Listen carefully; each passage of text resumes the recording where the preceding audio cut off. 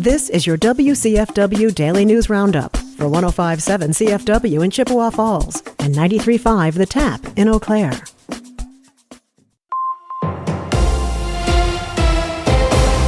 105.7 CFW News, I'm James Kelly. As community members continue to push back against a proposed data center on land annexed earlier this year, the Menominee Plan Commission recommended that the City Council approve an ordinance change clarifying how data centers should be zoned. The amended ordinance would replace the definition of warehousing in the zoning code to separate facilities like industrial storage and fitness centers from data center facilities. It would also create a new zoning district specifically for data centers. David Schofield is the Public Works Director for the City of Menominee. He explained the goal of the proposed ordinance to the Plan Commission at its meeting on Monday.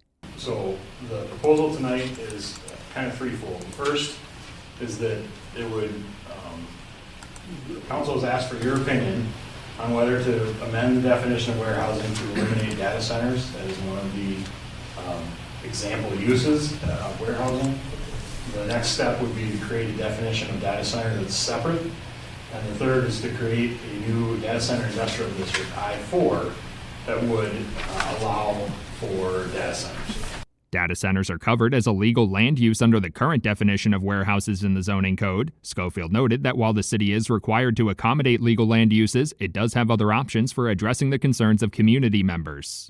We can't just say warehouses are not allowed, period. That's not an option. So we have to accommodate legal land uses. We can, of course, provide reasonable requirements and protections for neighboring community, neighboring property owners and the remainder of the city.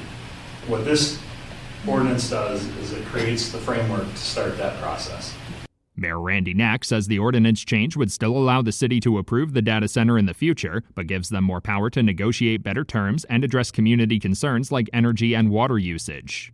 Wisconsin Senator Tammy Baldwin and Congressman Derek Van Orden have introduced bipartisan legislation seeking to support organic food producers. According to a press release, the Domestic Organic Investment Act would make the U.S. Department of Agriculture's Organic Market Development Grant Program permanent. The grant program aims to solve supply chain gaps for organic producers, giving them the additional tools they need to meet increasing demand for their products. The Organic Market Development Grant Program seeks to increase the capacity of the domestic organic product supply chain, help producers modernize their operations to make them more efficient, and establish better markets for organic products. It also covers feasibility studies, addressing barriers to entry for historically underserved entities, and supports promotional activities aimed at expanding the organic product market. The lawmakers say the market for certified organic sales grew to over $71 billion in 2024, but domestic organic acreage is not keeping pace with that demand.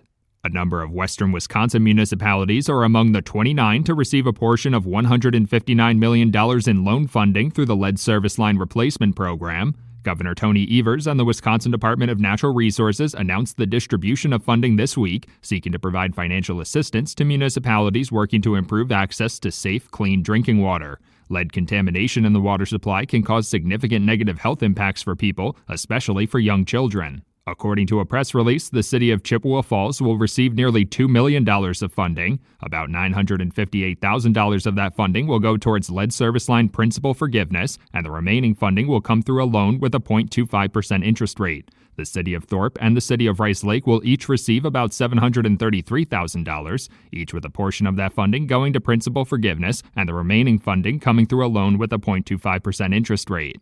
Governor Tony Evers has officially signed a bill to provide $10 million in funding for a new behavioral health hospital in Chippewa Falls. The new Rogers Behavioral Health Hospital will be located near Highway 178 and Wissota Green Boulevard along the Old Abe Bike Trail. State Senator Jesse James and State Representative Clint Moses originally introduced the legislation with the goal of expanding mental health services in the Chippewa Valley following the HSHS and Prevea closures. Rogers Behavioral Health plans to begin construction this spring, and the facility could be open by the spring of 2027. Under another bill signed into law by Governor Tony Evers on Tuesday, Wisconsin's Move Over law has been expanded to cover more vehicles. The expanded law now includes disabled vehicles that are stopped along the road with their hazard lights on or other emergency devices like flares nearby. It also covers disabled vehicles with at least one person visibly attending to whatever issue forced them to stop. Under the Move Over law, other drivers are required to switch lanes away from a disabled vehicle or to slow down if they are unable to move over. The League of Women Voters of Greater Chippewa Valley is inviting community members to celebrate Bill of Rights Day in Eau Claire on Monday. The event aims to honor the creation of the Bill of Rights and the liberties it guaranteed, like freedom of speech and protections against unreasonable search and seizure. It's scheduled to take place from 3 p.m. to 4 p.m. on Monday outside the Federal Building on South Barstow Street. The event will feature a number of speakers and music, as well as a public reading of the Bill of Rights. Health experts are reminding residents to take precautions against respiratory illnesses during the holiday season. Wisconsin Department of Health Services officials say flu activity is still fairly low, but with many people planning to travel for the holidays and spending more time indoors, those numbers could begin to spike quickly. Residents should make sure they're up to date on vaccinations against things like the flu and COVID-19, wash their hands regularly, and stay home if they're sick to help protect against further spread of respiratory viruses. For 105.7 CFW News, I'm James Kelly. The Badgers lose in a blowout. Hi, I'm Mike Clemens with sports. Men's college basketball. The Wisconsin Badgers losing to number 23 ranked Nebraska 90-60. Head coach Greg Gard asked how'd they manage to lose by 30 points. We don't have a defensive identity. Haven't had one all year. So we'll search to find one. And I'll find guys that want to play defense. Sit guys on the bench. Changes. We'll find out in the next 9 days, right?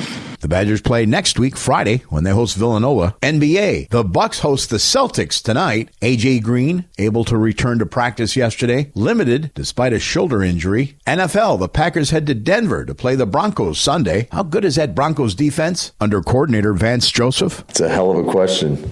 I think everybody's trying to figure that out right now. They do a great job. Vance does a hell of a job putting his guys in position. That's Matt LaFleur with Sports on Mike Clemens.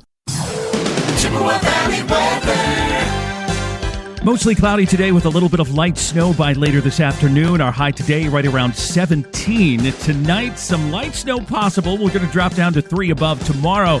Teens in the morning falling into the single digits by afternoon with some light snow, less than a half inch. I'm meteorologist Sean Cable. Outside now, it's 1 above.